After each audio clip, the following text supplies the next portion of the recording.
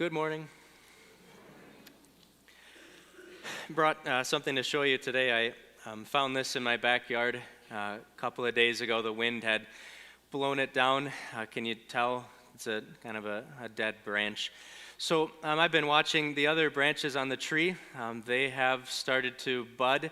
And yesterday I checked, even a few leaves starting to appear.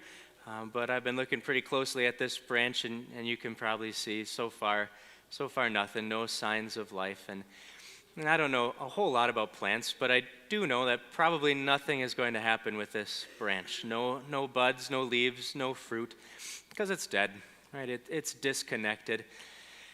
And so what do you do with these branches? I suppose you walk around your backyard, you pick them up, and maybe you throw them in the trash or on the compost heap, or maybe you throw them in the fire and burn them because they're worthless, pointless, useless. They're dead. They're disconnected. So for a branch, the most important thing is to stay connected to the rest of the plant. And this is what Jesus is teaching us this morning, that for you and for me, the most important thing is for us to stay connected to Him. So let me walk you through the verses of our gospel reading today. You can follow along in your service folder on page 9. This is the night before Jesus died. Jesus and His disciples have just finished eating the Lord's Supper, and now they're on their way out to the Garden of Gethsemane, which is on the Mount of Olives just east of Jerusalem. And so you can maybe picture this group of men walking through the streets of Jerusalem at night, and maybe Jesus sees a vine or a plant, and He decides to use it as an illustration, right, to teach His disciples and to teach you and me that we need to stay connected to Him. So here again is what Jesus says.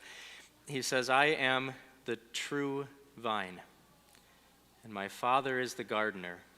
He cuts off every branch in me that bears no fruit, while every branch that does bear fruit, He prunes, so that it will be even more fruitful.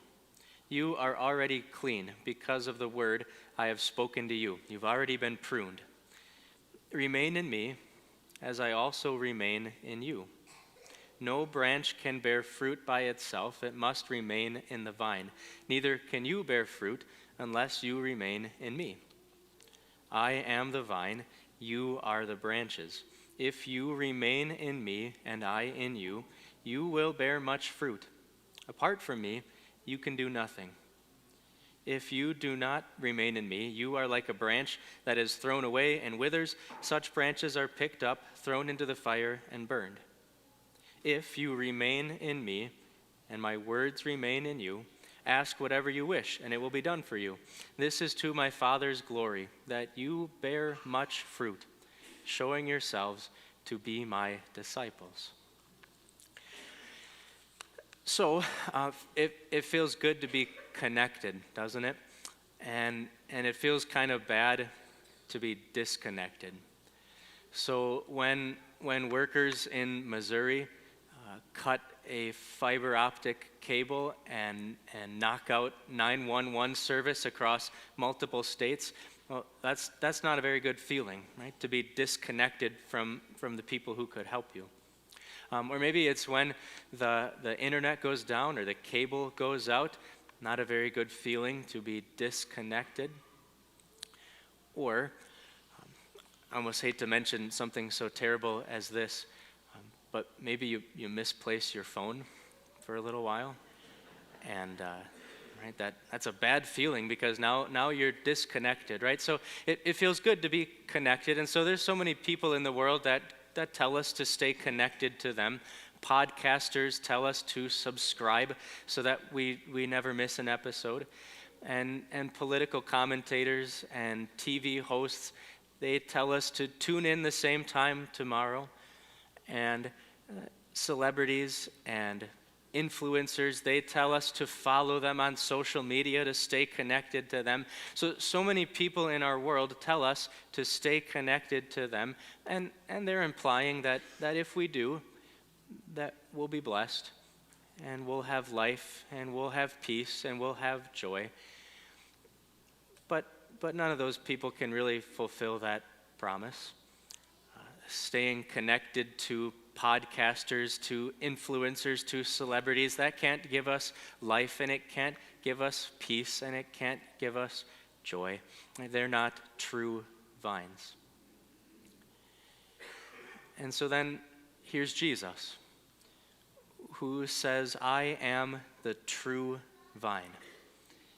Remain in me. Right? Eight times in those verses he says that. Remain, stay connected to me, and you will have forgiveness and life and peace and joy. Stay connected, Jesus says. Stay connected to me. And so how do you do that? Well, it's through his word. Right? That's how you stay connected to people. How do you stay connected to your relatives that live a long way away? You talk on the phone, or you email them, right? It's through words that you stay connected to people. And so Jesus says this, right? Stay connected to me in my words. And it's a good reminder. Good reminder for Jesus' disciples on that night before he died, when they would see Jesus arrested and put on trial and crucified, and they would maybe start to drift a little bit and lose their connection to Jesus. And so he reminds them, stay connected to me. It's a good reminder for them, and it's a good reminder for us too. So many things in this world pull us away from our connection to Jesus, threaten to sever our connection to Jesus like a fiber optic cable being cut, right? To sever our connection and keep us away from the one who can help us. And so it's a good reminder, because Jesus said kind of a scary thing, right? What happens if someone is disconnected? Well, just like a branch withers and dies, and you walk around and you gather them up and you dispose of them, Jesus says anyone who is not connected to me, their faith withers and dies, and God, the gardener, will gather up those branches and throw them into the fire of hell to be burned forever. So it's a good reminder, for you and for me to keep doing exactly what we're doing right now, right? To stay connected to Jesus.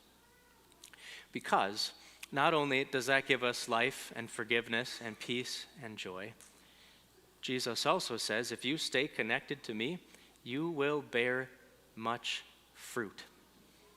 I am the vine, Jesus says, and you are the branches. If you remain in me, you will bear fruit. That's a promise that Jesus gives you.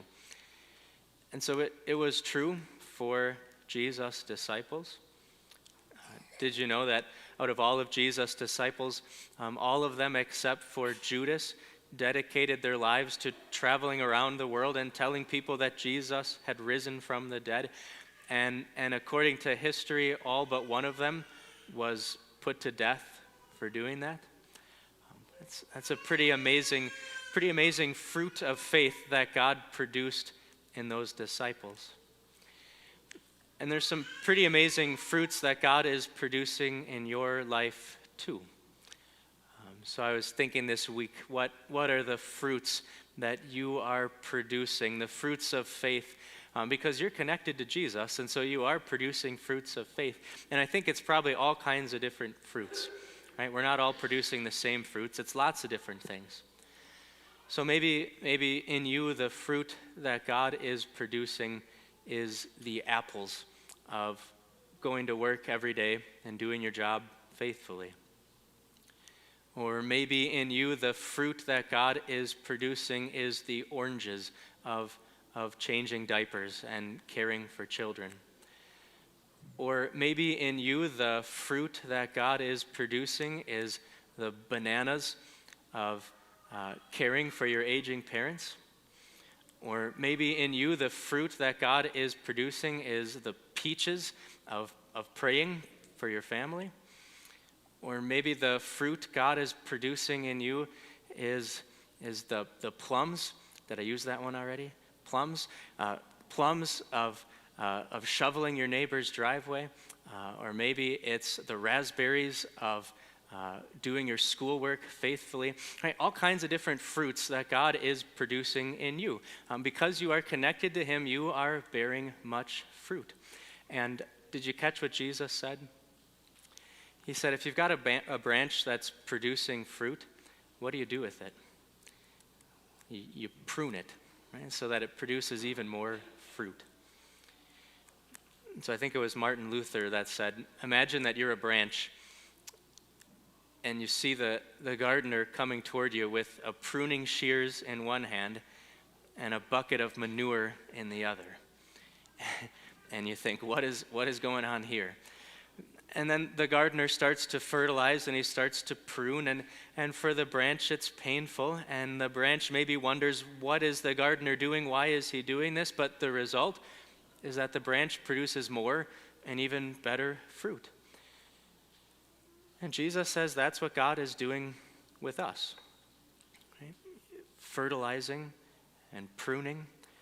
And sometimes you wonder, what is God doing? It's painful. You wonder, why is he letting this happen in my life? And the result is that you produce more and even better fruit. You're connected to Jesus, and so you are producing the fruits of faith. And then the last thing I want you to think about today, probably the most important thing, we might look at our own life and not see as much fruit as we would like. We might look at our own life and say, boy, I wish I was more patient or more generous or more self-controlled or more kind, right? We might look at our life and not see nearly as much fruit as we would like, and we might think we're kind of this shriveled up plant that's barely producing enough fruit at all. But this is not how God sees you. Jesus said to his disciples, you are already clean. You have already been pruned. God sees you as a healthy plant that is producing an abundance of fruits. So it's a really good feeling, isn't it, when you plant a seed and you water it and it starts to grow, and you nourish it, and you weed, and you prune, and you fertilize, and then it starts to produce fruit. Isn't that a really good feeling? You look at that plant with joy and satisfaction. It brings a smile to your face. And this is how God sees you. Because he has planted the seed of faith in your heart and watered it with the waters of your baptism, and because Jesus, by his death and resurrection, pruned away all of the bad branches and the rotten fruit, and he yanked away all the weeds, and he cleared away all of the sins from your life. And because the Holy Spirit is working in you and producing the fruits of faith, right, God looks at you with satisfaction and joy. It brings a smile to his face. Right? And that's because you are connected to Jesus. And Jesus says, apart from me, you can do nothing. But connected to me, you will bear much fruit. So, stay connected, huh? Stay connected to Jesus. Amen. Let's stand together.